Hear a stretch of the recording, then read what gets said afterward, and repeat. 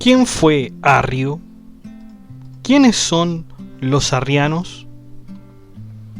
Bienvenidos todos a Filosofía Apuntes. Estamos con San Agustín de Hipona y el podcast contra los arrianos. Las disputas contra la Iglesia Católica son inacabables y San Agustín da la cara para ir en favor de su religión. ¿Quiénes son los que ahora deben enfrentar? Unos antiguos enemigos de la Iglesia, que se supone fueron vencidos en uno de los concilios más importantes de la historia del catolicismo, el Concilio de Nicea. Estos fueron los arrianos, quienes no dan tregua con su ideología no trinitaria. Veamos entonces a estos persistentes enemigos de San Agustín. Vamos a hacer lo mismo que hemos hecho con respecto a los otros cismas, es decir, vamos a ver los antecedentes generales y vamos a ver su doctrina y finalmente vamos a ver la réplica de San Agustín. Así que sin más dilación, vamos allá.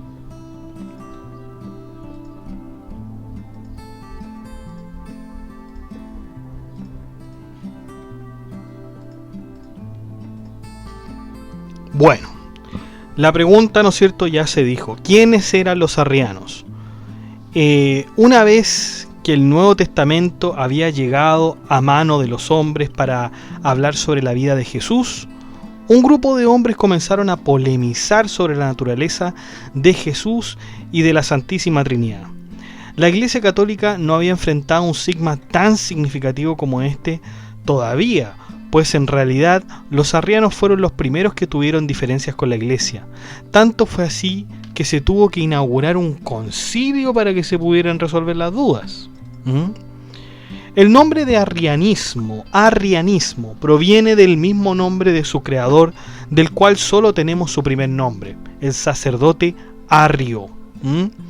Arrio fue un sacerdote asceta, presbítero y cristiano, nacido en Alejandría, que vivió entre los años 235 y 336.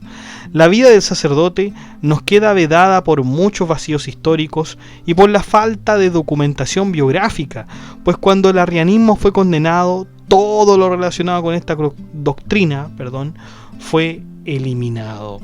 Lo que sí se sabe es que era descendiente de los bereberes, quienes eran habitantes de lo que actualmente podríamos llamar Libia. Se cree que podría haber sido discípulo de San Luciano de Antioquía, quien era un hombre cristiano, pero que en alguna parte de su vida se tomó por sospechoso de herejía también. Bueno, los arrianos son conocidos en el Concilio de Nicea. La disputa arriana no fue algo inocuo, sino que en verdad fue una problemática enorme para la Iglesia. Ya el mismo Constantino I, que si bien estaba del lado cristiano, tenía sus dudas en cuanto a la divinidad de Cristo. Recordemos la historia de Constantino I, ¿no es cierto?, este emperador que en un sueño, ¿no es cierto?, a través de un sueño, se le presenta un símbolo, ¿no es cierto?, una X y una P, que en realidad simboliza a Cristo, ¿no es cierto?, en griego. Y él tomó este sueño y este signo como un símbolo de victoria, y así fue. Se le concedió la victoria a Constantino I en alguna guerra del imperio. Y por eso es que Constantino I decidió, ¿no es cierto?, en sus años, en su imperio, que el cristianismo fuera la religión oficial. Pero claro, ahora se presentaba este dilema de la divinidad, ¿no es cierto?, de Cristo. Se ponía en duda la divinidad de Cristo y los responsables de esto eran los arrianos. Bueno, las dudas e interrogantes eran tantas, ¿no es cierto?, que en el año 325 el emperador Constantino I decidió convocar el primer concilio religioso de la historia, el Concilio de Nicea. Arrio, ¿no es cierto?, este sacerdote que habíamos hablado, que es el protagonista, ¿no es cierto?, asistió con unos 22 obispos, incluyendo a su caballito de batalla, quien era el obispo Eusebio de Nicomedia, para hacer frente a la polémica, ¿no? El debate fue arduo, Arrio insistía en la supremacía del Padre y que el Hijo había sido engendrado por él. Es decir, los arrianos creían que Jesús, ¿no es cierto?, era de carne y hueso, no era divino. Por lo tanto, el Hijo no es igual al Padre, dice Arrio. Pero los cristianos ortodoxos decían que eran iguales. Tanto fue así de ardiente el debate que Arrio fue golpeado en la cara por San Nicolás de Bari, y en respuesta a esto, Eusebio orinó en la túnica de Nicolás de Bari. Imagínense esta pelea que parece es de tan importancia, y lo que se da, ¿no es cierto?, es como un absurdo, ¿no? Finalmente la disputa se solucionó a favor de los nicenos, apoyando la afirmación de que Jesús era homoousiano, es decir, de la misma sustancia del Padre, con lo cual el arrianismo es condenado a la herejía y a la persecución inmediatamente. O sea, se termina ese concilio y los arrianos tienen que irse corriendo, ¿no? La doctrina del arrianismo. El comienzo de la doctrina se vislumbró primeramente en un discurso que dio el Papa Alejandro I, que trataba sobre la relación del Padre y el Hijo.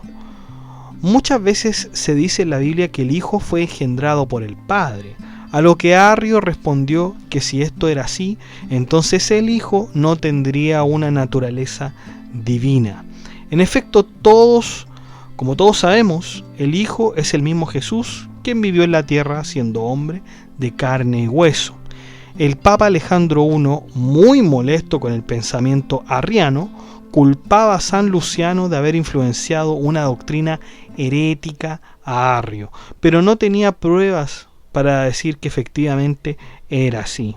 Si el Hijo, Jesús, tiene una naturaleza divina, entonces, ¿cómo es que fue engendrado como mortal? La única respuesta posible para Arrio sería decir que Jesús siempre fue mortal. Siempre fue mortal. A primera vista, la teoría de Arrio parece bastante verosímil, pues en ninguna parte de la Biblia se dice literalmente que existe una cierta naturaleza de Cristo. Pero si todo hijo es engendrado de un padre, entonces vale decir que el Hijo de Dios fue creado por el Padre. Y por eso dice Arrio la siguiente aseveración: hubo un tiempo en que el Hijo no existió. Orígenes, habíamos hablado de Orígenes, de hecho San Agustín también estaba en contra de Orígenes, que era un padre de la iglesia. Era un padre de la iglesia, Orígenes. Bueno, Orígenes, que fue uno de los primeros padres de la iglesia, advertía que el Hijo era inferior al Padre en muchas cosas y en otras eran iguales. Sin embargo, como tesis final, Orígenes nos dice que entre los humanos la relación de padre e hijo se termina con la muerte. En cambio, con los seres divinos, como lo serían el Padre y el Hijo, ¿no es cierto?, Dios y Jesús, no podrían tener una relación si ésta no fuera eterna. La molestia de Arrio con las doctrinas de Orígenes se hicieron saber a las autoridades romanas, aunque Arrio también aprovechó muchas de las diferencias que sí reconocía Orígenes para fundamentar su teoría en alguna autoridad. Es decir, Arrio tendría como referente al mismo Orígenes, padre de la Iglesia Católica. En efecto, no había nadie más que fuera una gran autoridad como Orígenes, que era padre de la Iglesia Católica, en el que Arrio pudiera sustentarse. Y como Orígenes mencionaba que en algunas cosas eran diferentes y en algunas cosas eran iguales, entonces Arrio aprovecha la diferencia, ¿no es cierto?, que Orígenes menciona, y ahí sustenta su teoría con don Orígenes. Además, la misma Biblia reconoce en la lectura de Arrio que el Hijo es inferior al Padre. Vean ustedes, chicos, lean ustedes el Juan 8:42. No he venido por mi cuenta, Él me ha enviado, dice el Juan 8:42. No he venido por mi cuenta, Él me ha enviado. Aquí puede haber una prueba, ¿no es cierto? Hay muchas otras donde se reconoce la superioridad del Padre frente al Hijo. Por ejemplo, otro versículo de Juan 6:38. Descendí del cielo no para hacer mi voluntad, sino la del que me envió. Todo esto da para pensar que la superioridad del Padre es incuestionable y puede llevarse a la relación terrenal del Padre e Hijo. Es decir, el Padre manda y el Hijo obedece. Una clara aseveración de que el Padre es superior al Hijo. Y con todo esto que parece verosímil, que parece que podríamos afirmarlo y tenerlo como argumento, nace, ¿no es cierto?, la refutación de San Agustín. Fíjense, principalmente San Agustín refuta la teoría arriana basándose en la Biblia, pues el mismo Evangelio de Juan, refiriéndose a Jesús, dice: Él es el verdadero Dios y la vida eterna. Juan 5:20. El punto más fuerte quizás de la controversia arriana sería decir que hubo un tiempo en el que el Hijo no existía, como habíamos dicho. Sin embargo, si se es cristiano y se dice en el principio existía el Verbo y todo fue hecho por Él, entonces se tendrá que aceptar el Hijo, ¿no es cierto? Porque acuérdense que el Hijo es el mismo Verbo. Y como justo dijimos, ¿no es cierto?, en el principio existía el Verbo y todo fue hecho por Él, entonces el Verbo, que es el Hijo, que en este caso es Jesús, ya estaba al principio de los tiempos junto con el Padre. Esa es la primera refutación que hace San Agustín. ¿Ya? Los arrianos agregan que el Hijo fue creado por voluntad del Padre, pues así nace todo hijo, y si el Padre lo quiere, con mayor razón el Hijo es creación del Padre. Ahora, toda voluntad del Padre al Hijo lo acata sin ningún pero, y es verdad. Sin embargo, San Agustín se saca esta argumentación diciendo que si bien el Hijo estaría sometido a la voluntad del Padre, entonces, ¿por qué el Hijo está con el Padre en la tierra? Porque así dice en la Biblia, Juan 16:32, no estoy yo solo, porque mi Padre está conmigo. Es decir, San Agustín alude aquí a una unión, no una separación. No porque yo soy hijo estoy separado de ti como padre, ¿no es cierto? Mi Padre está conmigo, dice el Juan 16:32. Palabras hechas y dichas por el mismo Jesús en el Evangelio de Juan. Ahora llegamos, ¿no es cierto?, a la naturaleza de Cristo.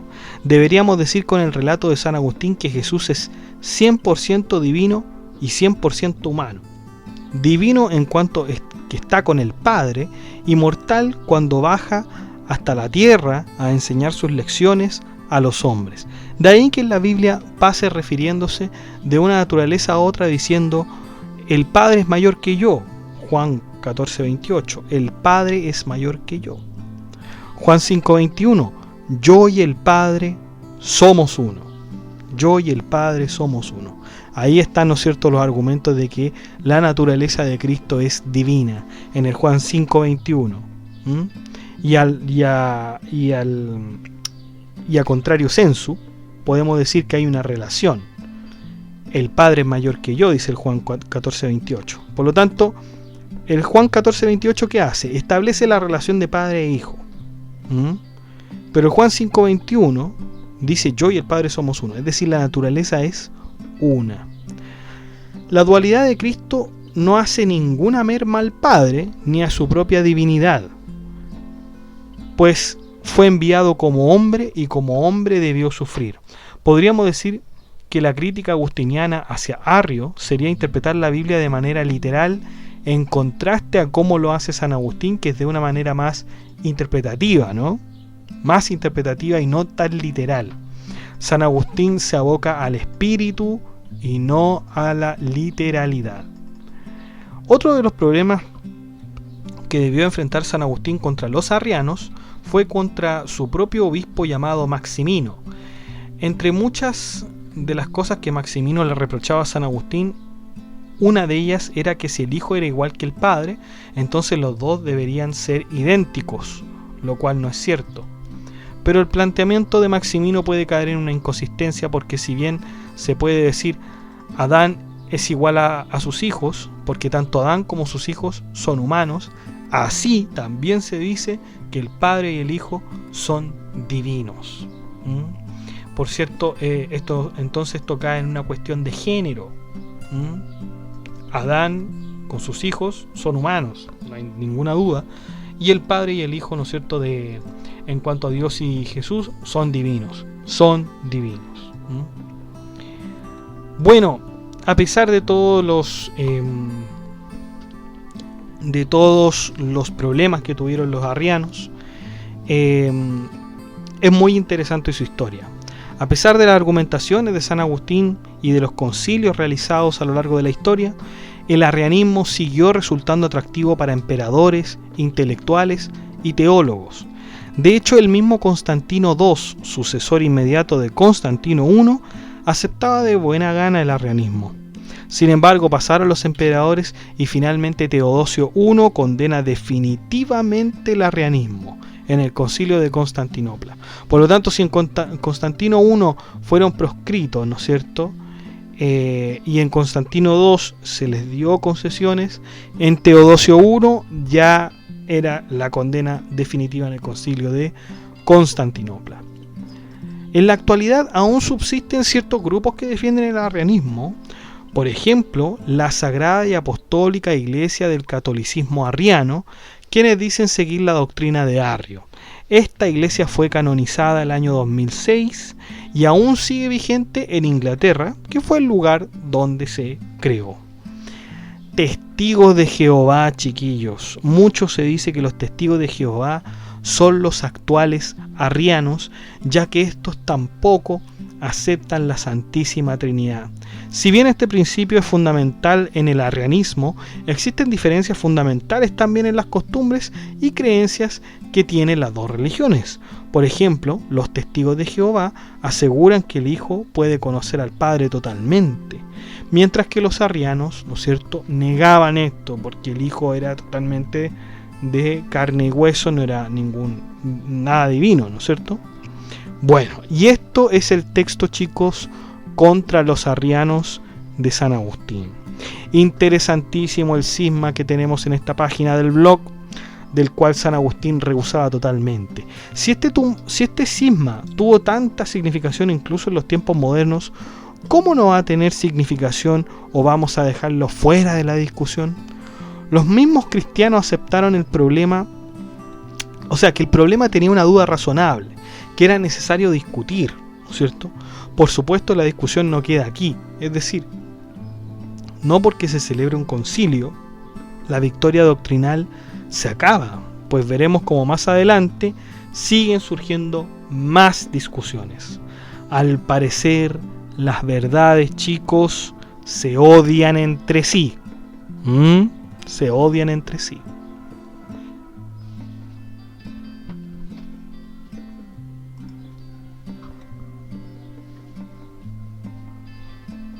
Bueno, chicos, y eso ha sido todo por hoy en este podcast.